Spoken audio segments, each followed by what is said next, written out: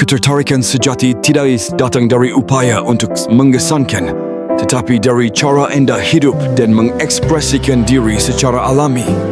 Saya menyadari bahawa ketika anda menjadi diri sendiri, anda tidak perlu berusaha terlalu keras untuk menarik perhatian, maka ketertarikan itu akan berkelanjutan.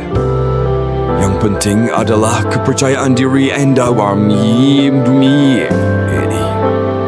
Cara anda berkomunikasi dan rasa hormat yang anda tunjukkan kepada orang lain. Pria yang benar-benar menarik tidak berusaha untuk pamer. Mereka hanya menunjukkan diri mereka sendiri dan itu membuat orang-orang di sekitar mereka merasa aman dan menarik. Ketertarikan sejati datang dari dalam diri anda. Kesan pertama sangat berpengaruh. Saya ingat pertama kali saya bertemu dengan seorang teman. Dia tidak banyak bicara, tetapi cara dia memandang saya, cara dia tersenyum menciptakan kesan yang kuat sejak saat pertama. Bukan karena penampilannya atau kata-katanya yang mencolok, tapi karena rasa percaya diri, ketenangan dan sikap hormat yang ia tunjukkan. Kesan pertama bukanlah apa yang anda katakan, melainkan perasaan yang anda berikan kepada orang lain. Itu adalah sesuatu yang tidak berwujud, tetapi itu adalah landasan untuk menciptakan hubungan yang mendalam nantinya. Ketika anda membuat kesan pertama yang kuat, anda tidak hanya meninggalkan bekas di pikiran orang lain, tapi anda juga membuka pintu untuk hubungan jangka panjang. Bahasa kepercayaan diri non-verbal sungguh kuat. Saya telah bertemu orang-orang yang tidak perlu banyak bicara tetapi dapat membuat anda merasa bahawa mereka sangat stabil dan dapat dipercaya. Cara mereka berdiri, cara mereka menatap mata anda, bahkan cara mereka bergerak, semuanya memancarkan rasa percaya diri. Suatu saat aku bertemu dengan seorang teman. Dia tidak banyak bicara, tapi setiap kali dia berbicara, aku merasakan kekuatan dari caranya menatap mataku tanpa menghindarinya. Ini adalah tanda kepercayaan diri yang jelas. Demikian pula, kepercayaan diri tidak hanya datang dari kata-kata tetapi juga dari gerak tubuh, pandangan mata dan cara anda mengekspresikan diri melalui tindakan. Ketika anda tahu siapa diri anda dan tidak takut untuk menunjukkannya, anda secara alami akan menarik perhatian. Kesabaran dan ketenangan dalam berkomunikasi adalah faktor yang sangat saya hargai. Saya menyadari bahawa kadang-kadang dengan berdiam diri sebentar dan membiarkan suasana tenang, segalanya menjadi lebih jelas. Selama percakapan, ketika saya tidak terburu-buru memberikan jawapan langsung, ketika saya memberi waktu pada diri saya untuk berfikir, saya merasakan hubungan yang semakin dalam. Ketenangan menimbulkan rasa aman dan membuat lawan bicara merasa dihormati.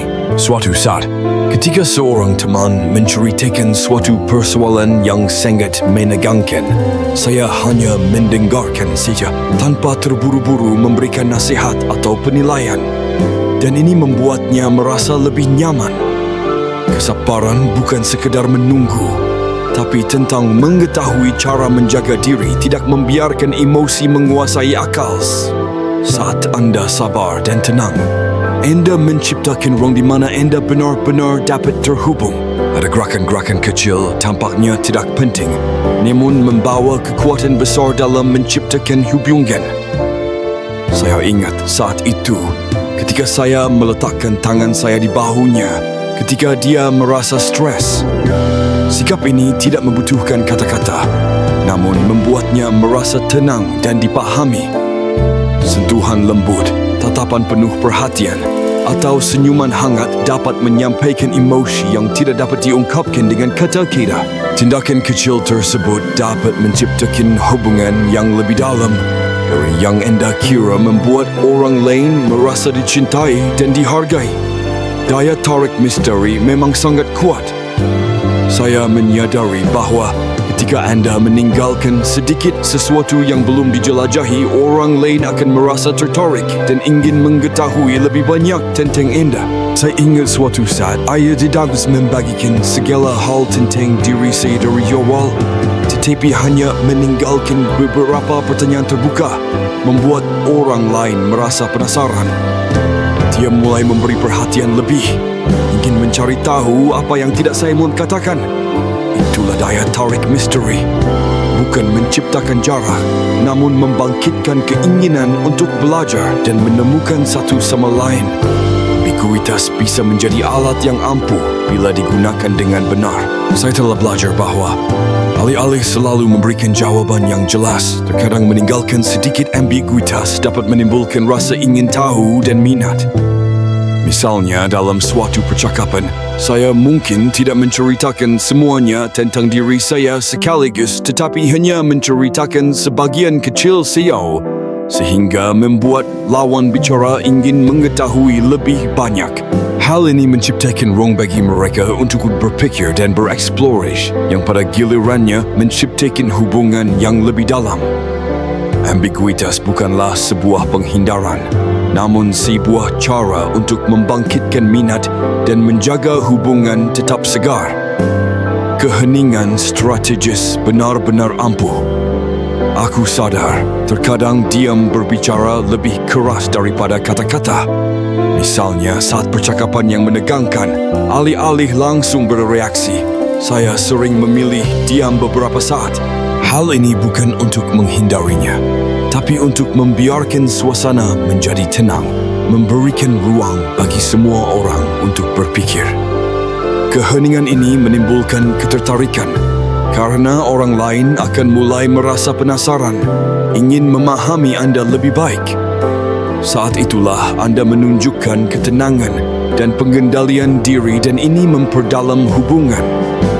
Memainkan permainan jangka panjang dalam suatu hubungan adalah strategi yang saya pelajari seiring berjalannya waktu.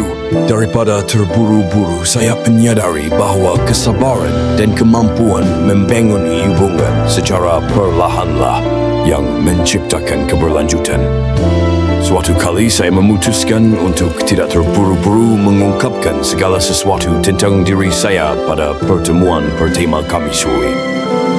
Saya membiarkan segala sesuatunya berkembang secara alami sehingga orang lain merasa penasaran dan ingin mengetahui lebih banyak tentang saya, dan ingat membantu saya membangun hubungan yang mendalam, tidak terburu-buru namun berkelanjutan seiring berjalannya waktu.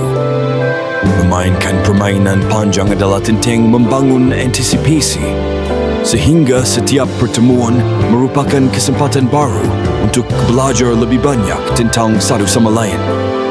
Menciptakan dampak emosional tidak selalu tentang mengucapkan kata-kata manis, namun tentang bagaimana anda membuat orang lain merasa istimewa. Saya ingat suatu kali ketika ngobrol dengan seorang teman, saya tidak hanya mendengarkan tetapi juga mengajukan pertanyaan untuk membantunya lebih terbuka. Perasaan yang dia dapatkan dari percakapan itu bukan karena perkataanku, tapi bagaimana aku membuatnya merasa benar-benar diperhatikan. Saat anda menciptakan dampak emosional, anda tidak hanya memberi kesan di benak orang lain, namun anda juga membangun hubungan yang dalam dan langgeng. Pertanyaan yang provokatif dapat menciptakan percakapan yang mendalam dan bermakna. Saya ingat saat itu saya bertanya kepada seorang teman, jika anda dapat mengubah satu hal dalam hidup anda, apa yang akan anda pilih? Pertanyaan ini bukan sekedar pertanyaan biasa, melainkan sebuah cara baginya untuk terbuka dan berbagi pemikiran mendalam yang mungkin biasanya tidak mudah untuk diucapkan. Pertanyaan seperti ini menciptakan ruang bagi orang lain untuk berefleksi, membuka percakapan yang jujur, dan membantu menghubungkan dua orang di tingkat yang lebih dalam. Ketika anda mengetahui cara mengajukan pertanyaan yang tepat, anda tidak hanya mendapatkan jawaban, Namun anda juga membantu orang lain mengekspresikan diri mereka secara alami. Bercerita adalah cara yang bagus untuk merangsang emosi dan menciptakan koneksi. Aku ingat saat aku berbagi cerita tentang perjalanan pertamaku jauh dari rumah. Aku tidak hanya bercerita tentang pemandangan indah yang kulihat, tapi juga menceritakan perasaanku saat itu. Perasaan aneh dan kesulitan yang harus aku hadapi. Ceritanya bukan hanya tentang peristiwa yang terjadi, tapi tentang bagaimana saya membuat pendengarnya merasakan apa yang saya alami. Saat anda bercerita, anda tidak hanya menyampaikan informasi tetapi juga menciptakan emosi yang sama, membuat orang lain merasa seolah-olah mereka menghidupkan cerita anda. Menciptakan keterikatan emosional adalah salah satu cara untuk menjaga hubungan tetap segar dan menarik. Saya ingat suatu kali saya memuji seorang teman atas caranya menangani situasi sulit. Saya tidak hanya mengatakan kamu luar biasa, tetapi saya juga menjelaskan secara rinci hal-hal yang benar-benar membuat saya terkesan, seperti betapa tenang dan jernihnya dia. Pujian ini bukan sekadar kata-kata, melainkan sebuah tanda yang akan diingatnya dalam waktu lama. Pujian yang tulus seperti sikap penuh perhatian menciptakan keterikatan emosional yang kuat, membuat orang lain merasa dihargai dan lebih terhubung dengan anda. Kekuatan ketidakhadiran adalah faktor yang saya pelajari seiring berjalannya waktu. Terkadang anda tidak selalu perlu hadir untuk menjalin hubungan. Saya ingat suatu kali setelah percakapan yang menyenangkan, saya sengaja menjaga jarak dan tidak langsung mengirim pesan atau menelepon. Hal ini membuat teman saya mulai memikirkan percakapan itu, dan perasaan rindu serta antisipasi pun mulai muncul. Ketika anda tahu kapan harus mengambil langkah mundur dan memberi ruang pada orang lain, anda menciptakan ketertarikan dan membuat hubungan menjadi lebih istimewa. Ketidakhadiran ini bukanlah sebuah penghindaran, namun sebuah cara untuk membangun antisipasi dan memberi nilai tertambah pada pertemuan-pertemuan mendatang. Menghindari jebakan komunikasi berlebihan adalah sesuatu yang saya temukan melalui banyak eksperimen. Terkadang saya mendapati diri saya terlalu tergesa-gesa dalam mengirim pesan atau mengobrol, selalu berusaha menjaga hubungan tetap panas. Namun menurut saya terkadang komunikasi yang berlebihan menghilangkan ketertarikan tersebut. Suatu kali saya terdiam selama beberapa hari setelah bertemu dengan seorang teman, dan ketika kami berbicara lagi, hubungan kami menjadi lebih kuat lagi. Faktanya masa hening menciptakan ruang bagi orang lain untuk memikirkan anda dan merasa absen, sehingga membuat hubungan menjadi lebih menyenangkan. Berhati-hati dalam berkomunikasi akan membantu anda mempertahankan ketertarikan dan tidak membuat hubungan menjadi membosankan. Mengakhiri percakapan tepat waktu adalah seni yang saya pelajari seiring berjalannya waktu. Daripada menunda percakapan terlalu lama saat perasaan berada pada puncaknya, saya menemukan bahawa mengakhiri percakapan saat keadaan masih berada pada titik tinggi akan meninggalkan kesan yang jauh lebih kuat. Saya ingat suatu kali saya sedang ngobrol dengan seorang teman, dan begitu percakapan menjadi menarik, saya diam sejenak lalu berkata, "Kita lanjutkan lagi nanti." Dia merasa menyesal tapi juga menantikan pertemuan berikutnya. Berakhir tepat waktu menimbulkan ekspektasi, membuat orang selalu ingin kembali dan terus menjejaki hubungan. Cara menyambung kembali adalah langkah penting yang saya pelajari. Setelah beberapa saat tanpa bertemu, daripada langsung mengirim pesan atau menelepon, saya memilih waktu yang tepat untuk melakukan pendekatan lagi. Teks lembut seperti lama tidak bertemu. Saya sedang memikirkan percakapan terakhir kita. Menyenangkan sekali membantu membuka kembali percakapan secara alami. Penting untuk tidak melakukannya terlalu dini. namun juga tidak menunggu terlalu lama. Berhubungan kembali selagi emosi masih ada adalah kunci agar suatu hubungan berkembang tanpa merasa bosan. Sebagai kesimpulan, saya menyadari bahawa hubungan sejati tidak berkembang melalui tindakan tergesa-gesa atau percakapan tanpa akhir. Ini tentang kesabaran, mengetahui kapan harus maju dan kapan harus mundur. Saat Anda menciptakan hubungan yang tulus, membuat orang lain merasa istimewa, hubungan tersebut secara alami akan semakin dalam. Jangan terlalu khawatir tentang apa yang harus segera dilakukan. Biarkan segala sesuatunya terjadi secara alami dan hubungan akan selalu langgeng.